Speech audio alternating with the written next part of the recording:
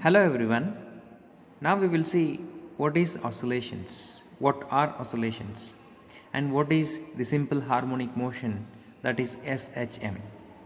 Oscillations means we normally give the examples of a simple pendulum which is making the to and fro motion. Let us say this is a sphere, and then when I have lifted here till this end, and then this will start oscillating to and fro motion. This is a tuning fork. When I excite this by beating on a rubber pad, so it excites and it makes the to and fro motion like this. This is the spring attached, a mass, a load is attached to this.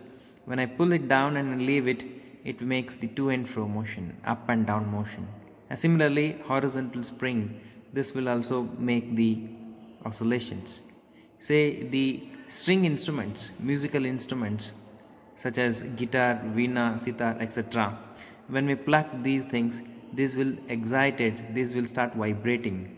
Those are called as the oscillations. Those make the to and fro motion. So we can give many examples for the oscillations. Not only these, around us there are many examples. For example, clapping, or when we walk, the movement of the legs, movement of the hands. We can give examples for the oscillations, but all of those are not the simple harmonic motion. A few are the simple harmonic motion which follow certain rules. Those are called as simple harmonic motion. Now we will see what is simple harmonic motion.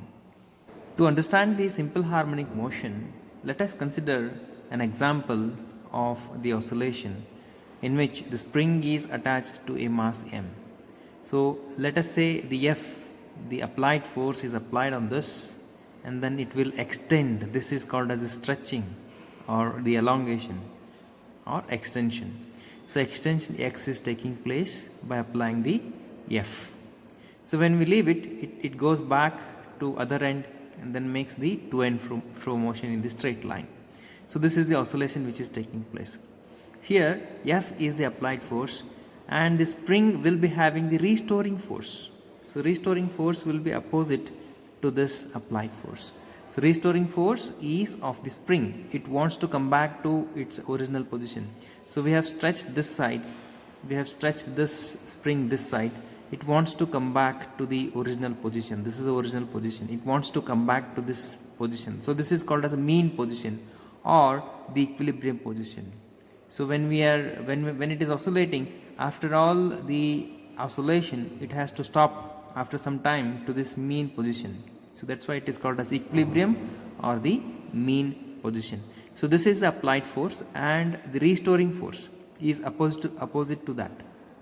That is limited to the spring.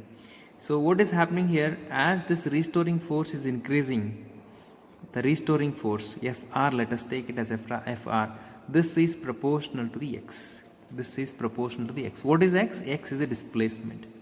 And here the restoring force is in this direction, but the displacement is in the opposite direction. That's why we should take it as negative. So the oscillations in which the restoring force is proportional to the negative of the displacement, this is called as the simple harmonic motion. Right, so we can write this as Fr or simply F, because applied force is equal to the restoring force. Both are opposite but equal. So we can take it as simply F, that is restoring force is equal to, it is minus Kx, where K is the spring constant, that is the proportionality constant. So in all examples, the restoring force is proportional to the negative of the displacement, those examples are under the, or those oscillations are called as simple harmonic motion. Now we have considered here the restoring force. Why we should consider restoring force? Why not this applied force? Because we know that the applied force is equal to the restoring force. Why not we have to consider the applied force itself? We are considering the restoring force because the restoring force is nothing but the force which is associated with the spring, which wants to gain its back the original shape and size. So that is limited. So when I stretch it beyond the elastic limit, it loses its elastic property. and then there will be no more restoring force. So this SHM definition is valid within the elastic limit. Elastic limit means the limit beyond which if I stretch the spring it loses its property. That is the elastic limit. So it should be within the elastic limit of the examples which all we have taken. So that's why we are considering the restoring force. Why not applied force? Because applied force will be there.